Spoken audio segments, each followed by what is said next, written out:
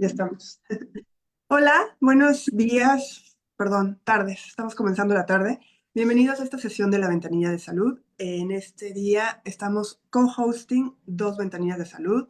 Soy Laura Alvarado de la Ventanilla de Salud en Boston y Yo soy Sofía Mosqueda del Consulado de México en Detroit y estamos también con Patti Esparza de la Ventanilla de Salud en Cleveland.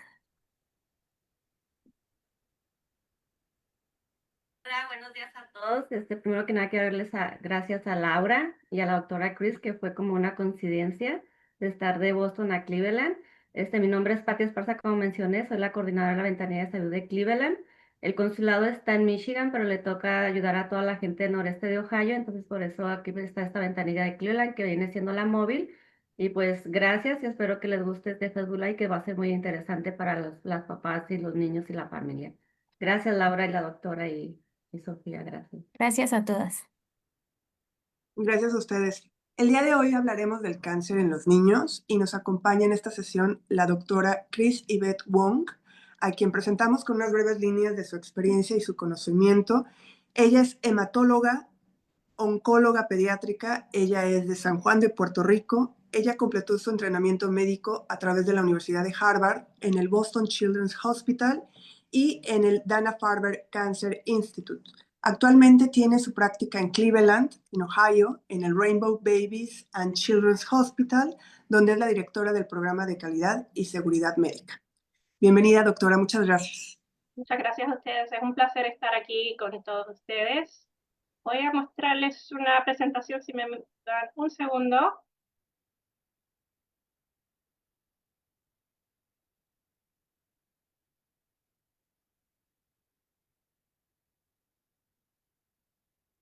¿Vamos bien? ¿Saben? ¿Sí? Sí, Sí, Ahí. perfecto. Sí.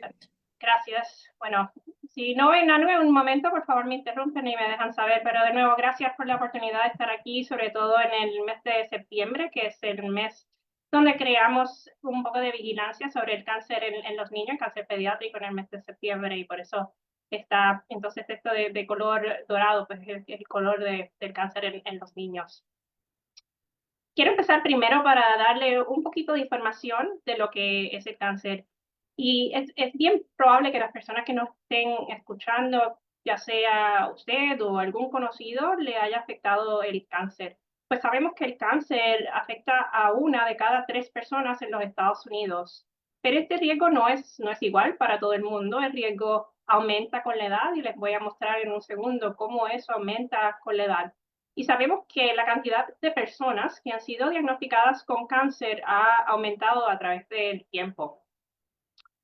Si ven esta imagen, ven a través del tiempo cómo ha cambiado y ha aumentado el número de personas con cáncer y en específico por grupo de edad.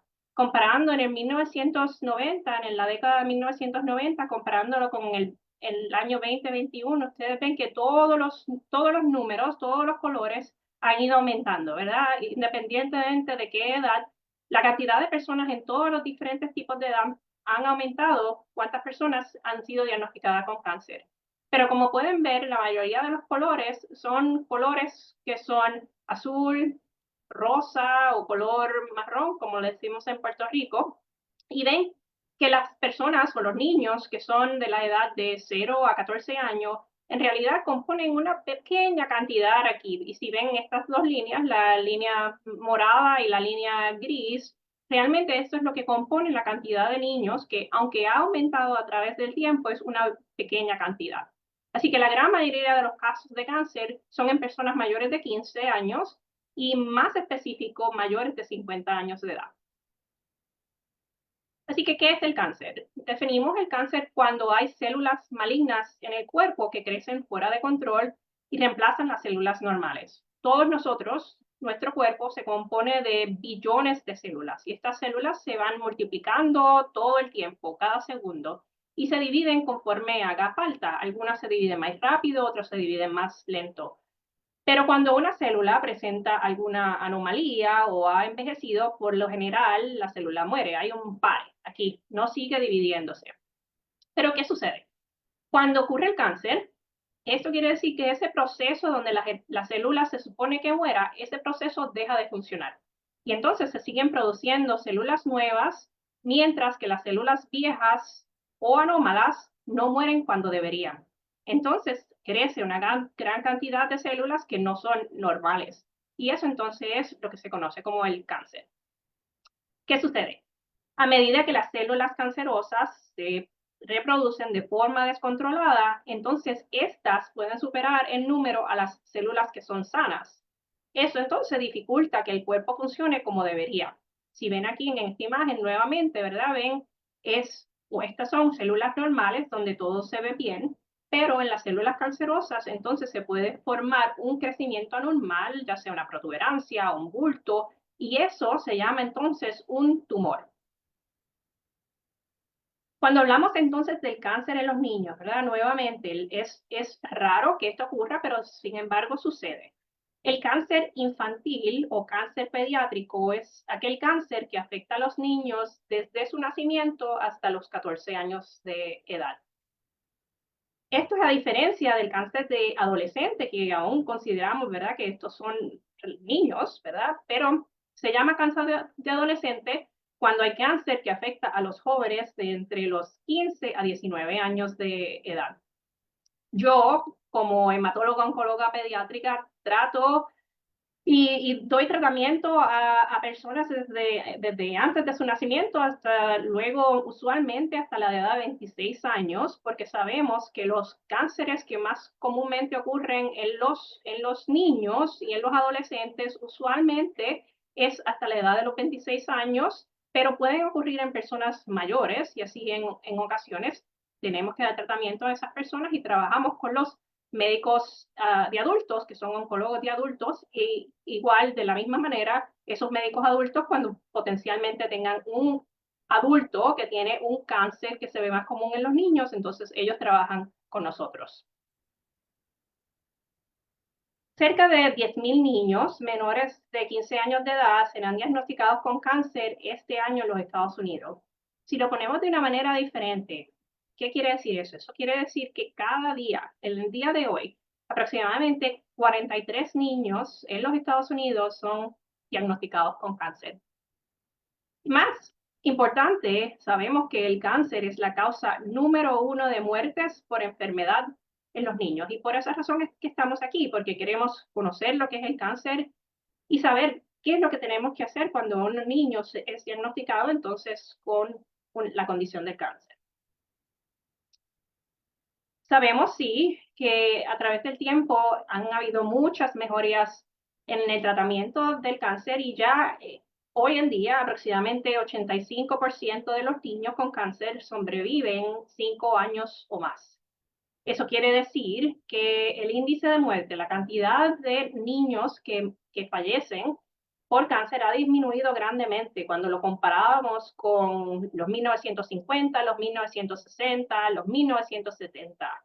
Y si lo ven aquí de nuevo en esta gráfica, pueden comparar. Si ven abajo, ven los años, las décadas a través del tiempo, comparándolos, ¿verdad?, con el 2020. Si ven en estos dos, en el marrón y el más rosado, ven que la cantidad de muertes en niños ha disminuido muchísimo, donde antes los niveles eran bien altos y ahora ya en la década donde estamos, más cerca del 2020, ¿verdad? Esto ha disminuido comparablemente. Esto es visto en esta gráfica en los niños menos de 5 años, pero vemos una mejoría significativa en todos los cánceres infantiles. Quiere decir que el índice de muerte ha disminuido ya 6 veces comparado a los 1950 y en específico leucemia, que es el cáncer que ocurre más comúnmente en los niños, el índice de muerte ha disminuido 14 veces. Así que, ¿cómo afecta el cáncer en los niños? Sabemos que la supervivencia luego de un diagnóstico de cáncer va a depender de muchas cosas. Hay muchos factores que tienen que decirnos a nosotros cómo vamos a tratar este tipo de cáncer. Lo más importante es el tipo de cáncer. Lo segundo usualmente es cuán agresivo es ese cáncer, cuán lejos ha viajado ese cáncer y eso se le llama entonces si hay metástasis o no. Y existen diferentes tipos de cáncer en los niños y son distintos a los que aparecen en los adultos. Abajo en esta imagen les muestro 3 de los cánceres más comunes que ocurren en los niños y el porcentaje de niños que sobreviven estos diferentes tipos de cáncer. Linfoma, que es un cáncer que afecta a los nódulos linfáticos, que usualmente presenta con una protuberancia en el cuello, en la axila, en diferentes partes. 95% de los niños sobreviven un diagnóstico de cáncer.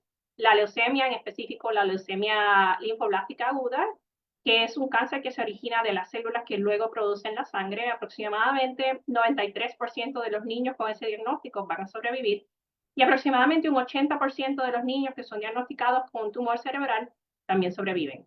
De nuevo, todo esto depende de muchos diferentes factores, aún dentro de cada uno de estos diagnósticos, de cada uno de estos tipos de cáncer, varían grandemente.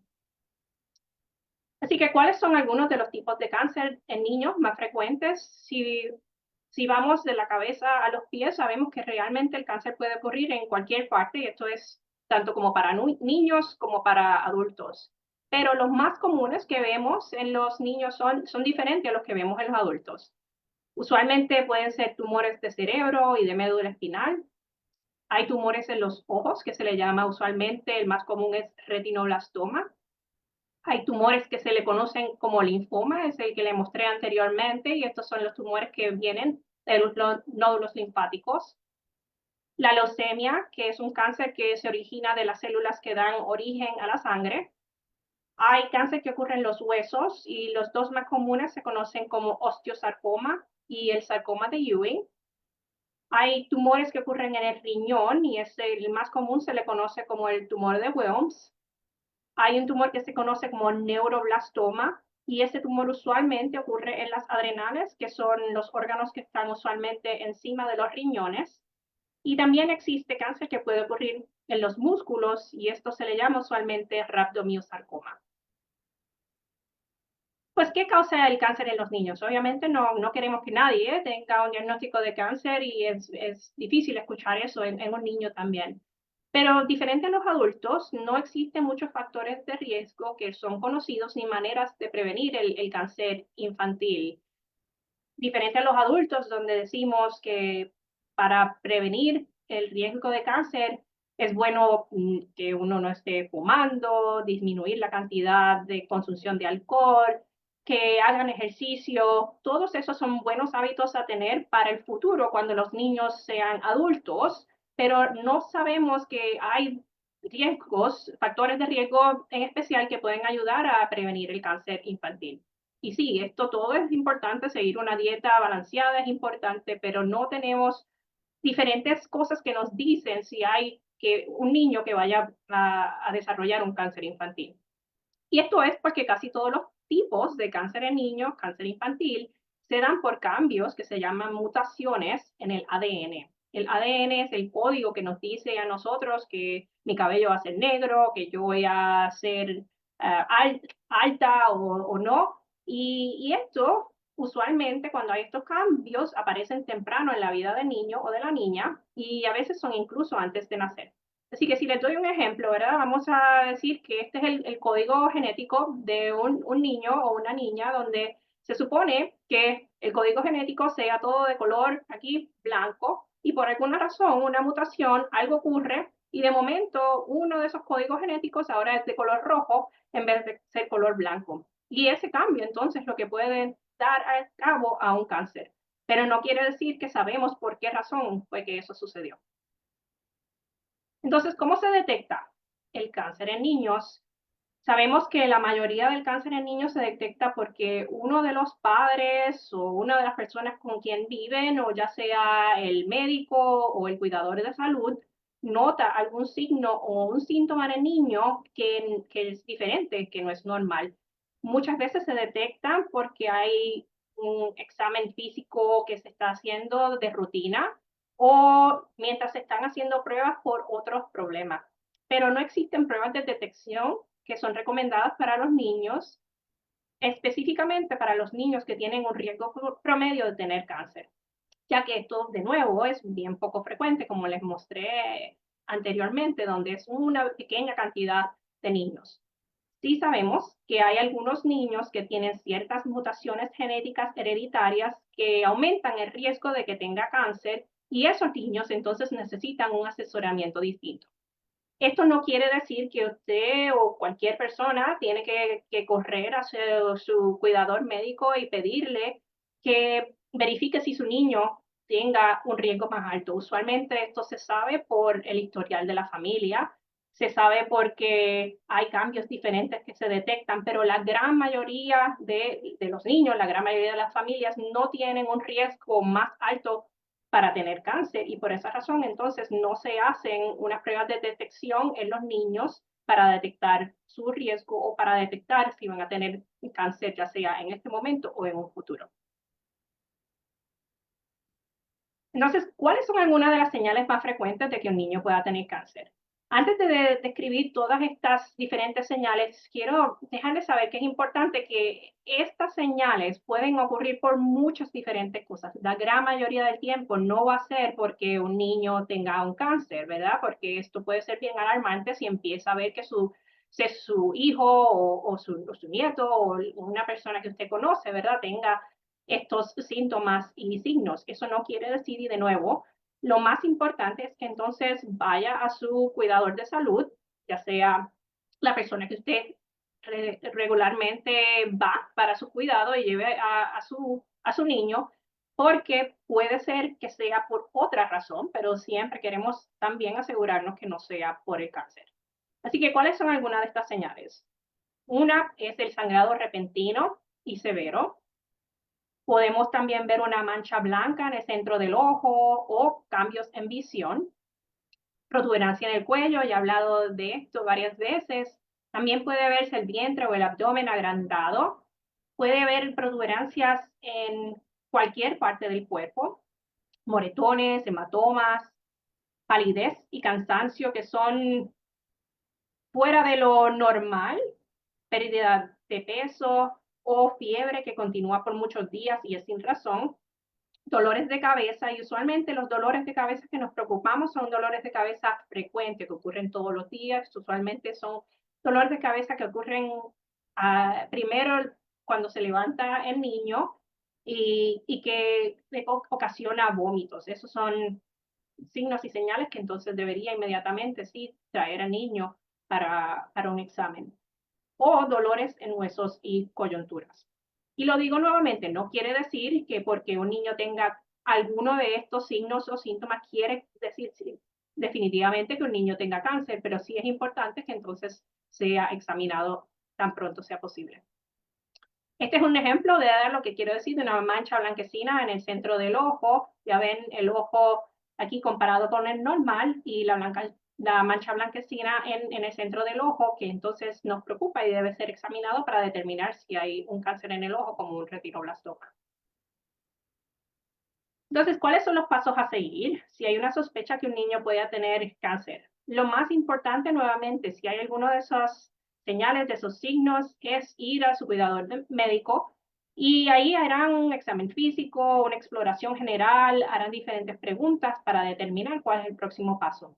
Si hay algo que preocupe, es probable que entonces puedan ordenar diferentes pruebas de imágenes. Hay muchas diferentes pruebas de imágenes y puede ser que sea una nada más o pueda ser diferentes tipos. Y es importante porque eso nos ayudan a entender exactamente qué es lo que está sucediendo. Luego también puede ser posible que necesiten hacer un análisis de sangre en el niño o la niña. Y también, entonces, si hay entonces una detección de un tumor, es probable entonces que el próximo paso sería obtener una biopsia. Obtener una biopsia quiere decir que se utiliza una aguja mientras el niño está dormido bajo una sedación para que no sientan nada y no se muevan. Y entonces en ese tumor se utiliza una aguja para sacar una pequeña muestra de lo que se ve y luego eso se analiza bajo el microscopio para determinar exactamente qué es lo que vemos, si lo que vemos es algo normal o no es normal. Entonces, ¿cómo se trata el cáncer? El tratamiento varía muchísimo, esto depende del tipo de cáncer, de nuevo, si esto ha viajado o se ha propagado el cáncer a otras partes del cuerpo, cuán rápido se multiplica el cáncer y las necesidades del niño y las preferencias familiares. Hay algunos casos donde el tratamiento puede ser simplemente una observación muy cercana, porque hay cánceres que crecen bien lento en los niños y muchas veces desaparecen sin tratamiento, pero la gran mayoría necesitan un tratamiento un poco más agresivo que eso, y eso varía de nuevo. Puede ser un tratamiento menos agresivo, pero hay otros tratamientos que son bien agresivos, donde el niño entonces tiene que estar en un hospital y un cuidado un poco más intenso. Lo que sí sabemos es que a menudo los niños responden mejor a tratamientos más intensos comparado a los adultos, y esto es por muchas diferentes razones. El tipo de cáncer también es porque la gran mayoría de los niños usualmente no tienen otras condiciones y al ser más jóvenes usualmente toleran un tratamiento más intenso. Los tratamientos principales que se utilizan son la cirugía, y la cirugía usualmente lo que trata de hacer es extirpar todo o parte del tumor. La radioterapia, que son rayos de alta energía, como lo ven en esta imagen, para destruir células que se multiplican rápido, como el cáncer, y diferentes medicamentos. Puede ser, como dije anteriormente, ¿verdad?, que el tratamiento no utilice ninguna de estas, puede que utilice uno de estos tratamientos o puede que se utilicen todos estos tratamientos para tratar de entonces de eliminar el cáncer en el cuerpo. Usualmente cuando hablamos del tratamiento de cáncer, la mayoría de las personas piensa en medicamentos, y dentro de esos medicamentos usualmente las personas entienden o han escuchado la palabra quimioterapia o quimio, y estos son medicamentos que eliminan las células que se multiplican rápidamente como el cáncer. Pero la quimioterapia puede ser medicamentos por boca, ya sea en líquido o pastilla. Puede ser medicamentos por una vía intravenosa, por la cual a veces los niños necesitan un catéter o una sonda que se pone por una cirugía, o pueden ser entonces administrados en diferentes partes, en especial directamente al tumor. Y hay algunos tipos de cáncer que necesitan quimioterapia de altas dosis, y esto se le llama entonces un trasplante de médula ósea o de células madres, ya sea donde se regresan las células madres del niño o de otra persona. Hay unos medicamentos y unos tratamientos nuevos, y los dos más comunes que ahora utilizamos también se llama la terapia dirigida, que se dirige a proteínas en las células cancerosas de una persona, o la inmunoterapia, donde se activa el mismo cuerpo del niño o de la persona para detectar las células cancerosas y las elimina. Y esto es porque sabemos que la quimioterapia, como dije anteriormente, lo que hace es que va a atacar las células que se multiplican rápidamente, pero no sabe distinguir una célula normal versus una célula de cáncer. Y por esa razón, entonces, tienen unos efectos secundarios, ¿verdad? Y lo que estamos tratando es entonces, con la ciencia nueva, es hacer medicamentos y tratamientos nuevos que no solo pueden detectar el cáncer de una manera más específica, pero también tratar de eliminar algunos de los efectos secundarios que pueden ocurrir entonces con el tratamiento. La mayoría de los niños con cáncer en Estados Unidos se tratan en un centro de cáncer, y esto es porque, de nuevo, el tratamiento puede ser muy agresivo, necesitan unos profesionales de salud que son específicos para este cuidado, se necesita un grupo interdisciplinario que pueda trabajar con la familia para entonces dar el mejor tratamiento y proveer los recursos necesarios. Y estos centros trabajan con lo que se conoce como el Children's Oncology Group, o el grupo de oncología infantil, para proveer mejoras al tratamiento a través de estudios clínicos y otros recursos para la familia. Entonces hablé de esto un poco, ¿verdad? Pero ¿cuáles son algunos de los efectos secundarios del tratamiento de cáncer? Quisiéramos, primero que nada, que no existiera el cáncer, y quisiéramos que, si existe un tratamiento, que no tuviera efectos secundarios, pero desgraciadamente la ciencia no ha avanzado de tal manera, y sabemos que pueden ocurrir efectos secundarios, y estos pueden ser durante el tratamiento o de manera tardía. Esto puede ser semanas, meses o muchos años después de terminar el tratamiento, y si sabemos que esperamos que el 85% de los niños sobrevivan a un diagnóstico de cáncer y sean adultos, entonces tenemos que vigilarlos a través de todo ese tiempo, ¿verdad?, por esos efectos secundarios. Durante el tratamiento, algunos de los efectos secundarios de la quimioterapia incluyen la pérdida de cabello, el cansancio, náusea, vómito y riesgo de infecciones que pueden ser muy serias. Pero entonces, ¿qué ocurre cuando el tratamiento termina? es bien, bien importante que todos los sobrevivientes de cáncer pediátrico tengan un plan de sobrevida y esto se haga de nuevo con un grupo interdisciplinario y por eso es importante que se trate en un centro de cáncer, porque como queremos que sobrevivan y que sobrevivan bien, que podamos entonces hacer diferentes exámenes, diferentes tratamientos para limitar, disminuir la probabilidad de que tengan estos efectos secundarios o que si los tienen, que entonces se puedan intervenir de manera temprana. Algunos de los efectos secundarios tardíos incluyen problemas de crecimiento hormonal, dificultad teniendo hijos en un futuro, condiciones de corazón, pulmón, visión, audición y riesgo de tener otro tipo de cáncer en un futuro.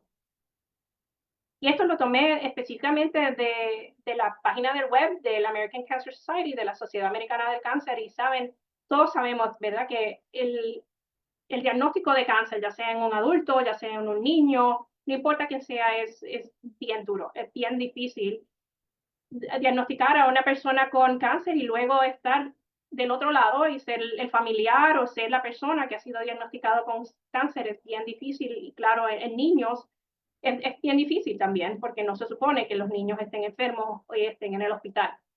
Y entonces quiere decir que la familia se enfrenta a retos que son bien abrumadores, desde controlar las emociones hasta tener que entonces regresar a lo que se supone que sea las rutinas, las relaciones, los hermanos, la familia, la atención médica. Así que esto es un recurso, ¿verdad?, para las personas donde pueden darle un clic a los enlaces aquí y aprender formas prácticas para sobrellevar la situación, cómo comunicarse. Y más importante también es que comuniquen todo esto y las preocupaciones con su equipo médico, pues ellos tienen diferentes recursos para ayudar a las familias a sobrellevar un diagnóstico de cáncer. Así que muchísimas gracias. De nuevo es un placer estar aquí con ustedes. Este es mi correo electrónico. Si necesitan contactarme, siempre estoy a su disposición. Y luego, muchísimas gracias.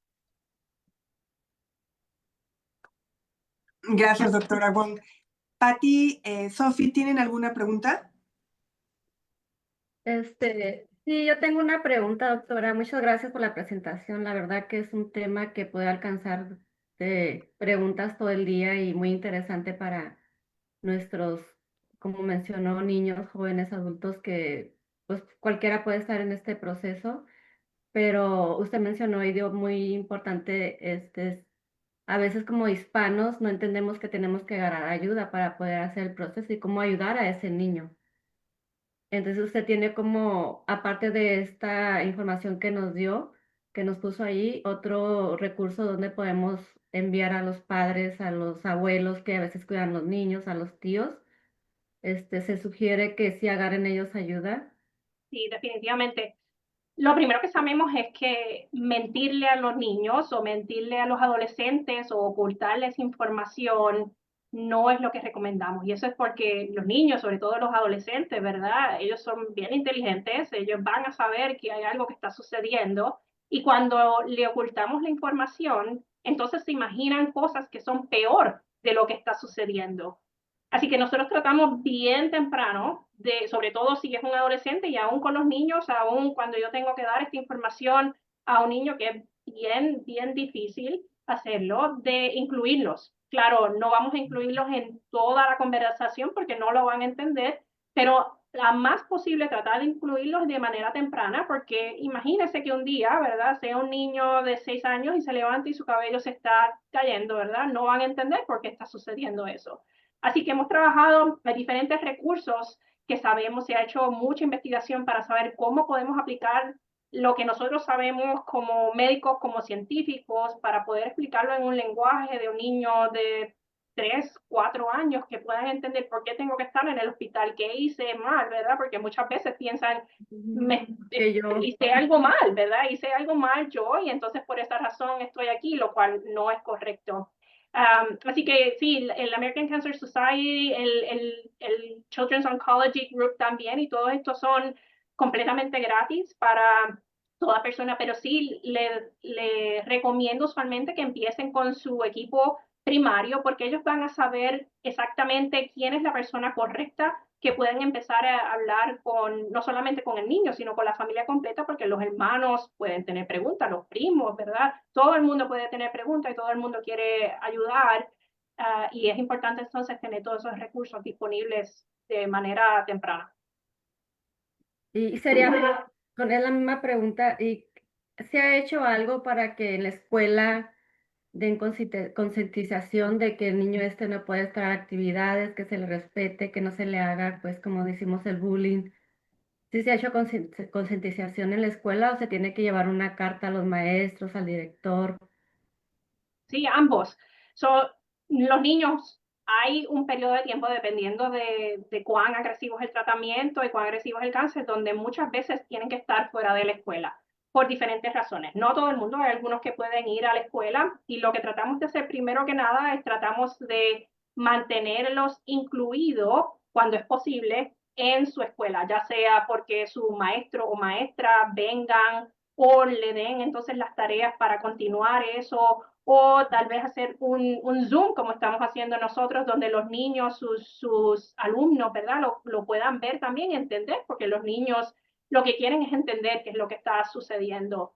Y sabemos que entonces plataformas como lo que ustedes están haciendo aquí, que es fantástico poder proveerle eso a las los diferentes sitios, ¿verdad? Los diferentes, ya sea la escuela, la comunidad, para que conozcan qué es lo que está sucediendo, para disminuir entonces, ¿verdad? Las oportunidades donde el niño sea rechazado o que no entiendan por qué un niño tiene que ir con mascarilla por un cierto tiempo o por qué no tiene su cabello, para entonces darle algunos recursos también a la escuela para que ellos puedan explicar también qué es lo que está sucediendo. Gracias, doctora. Sofía, ¿quieres hacer la pregunta que está en el chat? Yo tenía una pregunta para la doctora, un poco que tiene más que ver con, estadísticamente nos comentas que los números de cáncer han aumentado mucho, pero a mí lo que me preocupa en particular es como, ¿qué tanto la comunidad inmigrante recibe atención o si hay ahí como una diferencia significativa entre, por ejemplo, las personas indocumentadas que a lo mejor no buscan tanto la atención médica por estigmas o por miedos o por algo así, y cuánto eso afecta en el caso del cáncer en los niños? O sea, si hay estadísticas o información al respecto. Sí, hay información al respecto. Es un poco difícil, ¿verdad? Saber y dividir cuánto de estos son de diferentes, ya sean culturas, ya sea de diferentes países, ¿verdad? Pero sí existe mucha de esa información. Lo que sí sabemos es que, como tú, Sofía, estás diciendo, ¿verdad? En específico, que cuando existe un estigma y cuando hay barreras que no permiten que las personas, y no importa la edad, pero definitivamente también en los niños, que no permiten que la atención médica sea de inmediato, entonces quiere decir que usualmente, ya sea un niño o un adulto, el cáncer usualmente presenta más avanzado y entonces es más difícil entonces tratarlo también. Así que lo que queremos es, de nuevo, como ustedes están haciendo, proveer entonces recursos, darles saber, ¿verdad? Que si hay una emergencia, que por favor vengan de inmediato, que nosotros buscamos la manera de tratar, no importa cuántos recursos tengan las personas, porque queremos que si hay una preocupación en un niño o en un adulto, que busquen atención médica lo más pronto posible, porque muchos de los casos que vemos usualmente han avanzado a tal nivel que potencialmente hubiésemos podido tener menos tratamiento si lo hubiésemos atendido antes. En el momento. Ujú. De acuerdo. A ver, por acá, doctora Wong, le reconocen, Denise Vélez, le dice, buena explicación sobre el cáncer en los niños, ¿no? Gracias. También Dalia Martínez de Alvarado dice, ¿qué piensa de los adaptógenos naturales antes de tener que enfrentarse a una quimioterapia? Y hay mucha controversia sobre eso, ¿verdad? Porque nosotros sabemos que mantener una salud es bien importante para entonces enfrentar el cáncer, potencialmente saber qué es lo que puede venir en un futuro. Lo que no sabemos es cómo interactúan estas cosas juntas, ¿verdad? No sabemos cómo, si las personas desean utilizar diferentes tratamientos de hierba, por ejemplo, si necesitan hacer diferentes cosas que nosotros no sabemos cómo funcionan, no tenemos idea de cómo eso puede interactuar con el tratamiento que sí sabemos que funciona. Y por esa razón, en muchas ocasiones, lo que nosotros decimos es, déjenos saber qué es lo que quiere utilizar, déjenos saber qué es lo que está pensando, cuáles son sus preocupaciones, cuáles son, porque las prioridades de una persona, por ejemplo, si una persona le preocupa mucho, ¿verdad? Su pérdida de cabello es bien entendible, ¿verdad? Que no queremos que ya sea un niño, un adolescente o un adulto pierda su cabello, pero hay maneras de trabajar y saber qué podemos hacer de manera controlada, donde nosotros sabemos cuáles son los efectos que, si por ejemplo nosotros le decimos trate esto en vez de esto, cómo eso puede interactuar. Pero si no sabemos lo que es o si no tenemos precedente de lo que está utilizando, entonces nos preocupa que tal vez eso pueda disminuir el potencial de un tratamiento de cáncer y eso es lo que no queremos. Apuntando nada más a la parte donde la doctora Wong está hablando en plural, le voy a hacer la siguiente pregunta. ¿Es solamente el doctor el que la trata o hay más gente que interviene para que los padres obviamente no se pongan un poco creativos en cuanto a los recursos para usar?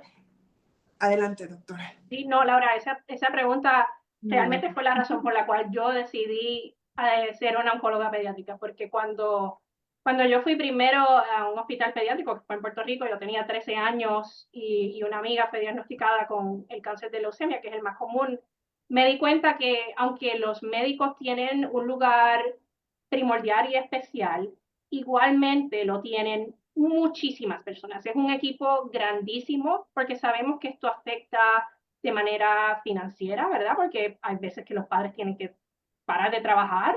Esto afecta también, necesitamos maestros, maestras que vengan y le continúen la educación de estos niños. Necesitamos trabajadores sociales, necesitamos psicólogos porque es bien difícil emocionalmente lo que está sucediendo. Las enfermeras son, y los enfermeros son los que hacen tanto y tanto trabajo, ¿verdad? Porque son los que administran este tratamiento.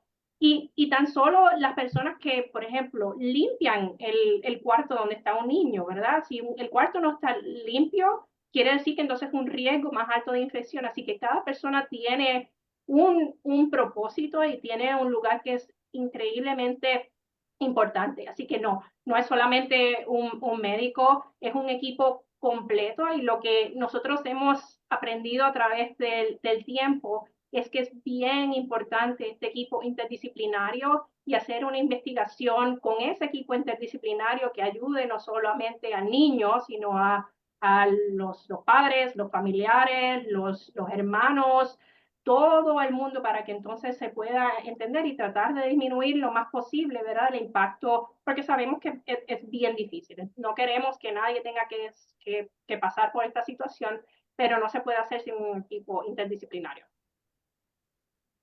Excelente. Patti, Sophie, ¿tienen algo más que agregar? ¿Dónde la pueden localizar, doctora? Hasta que sabemos que está aquí en Cleveland, por si mucha gente entró tarde, la doctora está aquí en Cleveland, Ohio. Sí, Y estoy también en aquí conjunto con Boston, perdón. sí, estoy en Cleveland, Ohio. Les puse mi correo electrónico. Si quieres se lo muestro nuevamente o lo pongo en el chat. No sé si otras personas ven el chat. Sí, pero si quiere mejor pásamelo a mí para ponerlo en Facebook y que se quede ya aquí grabado, ¿no? Perfecto. Sí. Yo estoy siempre a la orden, sobre todo, ¿verdad? Para nosotros los hispanohablantes, porque sabemos que es difícil siempre conseguir una persona. Hay muchas limitaciones y lo veo día a día cuando tenemos que tener estas conversaciones. Imagínense, a través de un intérprete, Muy no les puedo complicado. ni decir cuán difícil es. Así que yo me siento bien privilegiada de poder hacer esto y en especial poder atender a los pacientes que son hispanohablantes, pero cuando lo tengo que hacer en otro idioma que no es el inglés o el español, de verdad que se me hace bien difícil y sufro por ellos, ¿verdad? Porque lo tengo que hacer a través de un intérprete y no sé lo que está pasando, no sé lo que está diciendo y quisiera poder hacerlo más rápido y no puedo, así que por favor, siempre estoy a la orden, no importa, ya sea no importa, estén en México, estén en Puerto Rico, estén en Boston, estén en Cleveland, no importa dónde sea, estoy más que dispuesta a ayudarlo y es bien fácil conseguirme. Gracias, doctora. Pues Otra pregunta, ¿usted qué recomienda para los niños cuando se sienten con esa enfermedad?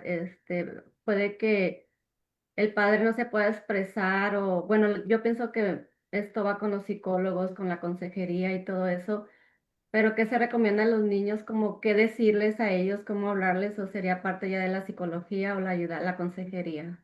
Sí, usualmente nosotros trabajamos entonces con los especialistas de niños. Hay un grupo de personas que se especializan solamente en eso y en muchos de estos centros de cáncer, pues tenemos esa oportunidad de trabajar con ellos y ellos también entonces trabajan con los ya sea los consejeros o los psicólogos. Y en muchos de los centros, entonces, ellos no esperan ni tan siquiera que nosotros los llamemos. Es parte de lo normal que ya hay un diagnóstico de cáncer y usted sea, ya sea, ¿verdad? Yo he estado en diferentes hospitales, inmediatamente nosotros sabemos eso, ya yo le puedo decir que al próximo día, sin yo decir nada, ellos están en el cuarto con ellos explicándole de nuevo. Hay libros que ellos les muestran de manera, dependiendo, ¿verdad?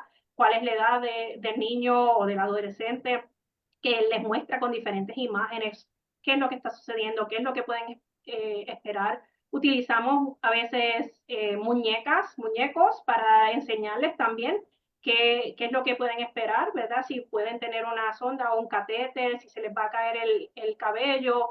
Mostramos con diferentes imágenes o de manera de juego, tratamos lo más posible, porque sabemos que todos los niños lo que quieren es jugar. Ellos lo que quieren es regresar a sentirse bien y poder jugar. Y en muchos de los sitios lo que tratamos es de mantener ese juego, ¿verdad? De manera segura, claro. Pero, por ejemplo, nosotros tenemos en la clínica y tenemos en el hospital, tenemos diferentes juegos que le traemos para que ellos puedan compartir, ya sea con sus hermanos, ya sea con sus padres, con sus familiares, pero que ellos puedan entender lo que está sucediendo, pero de manera más como alegre dentro de lo difícil que es la situación.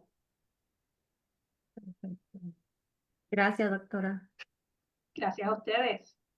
No, Sofía, ¿ya? ¿No tienes algo más para ya Ya, cerrar ya no más preguntas, nada más agradecer mucho a la doctora Cris por esta presentación. Me parece sumamente importante que podamos compartir esta información con nuestros connacionales, con otras audiencias que tengan acceso al Facebook.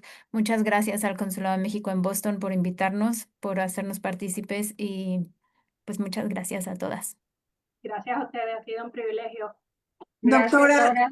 Wong, Gracias, yo doctora. nada más quisiera agregar, esto se hizo posible gracias a la American Cancer Society, Lindsay en específico, pero pues gracias a esta organización tenemos el acceso a gente tan profesional, tan entregada como usted. Mil gracias por su participación, por su educación y por su entrega.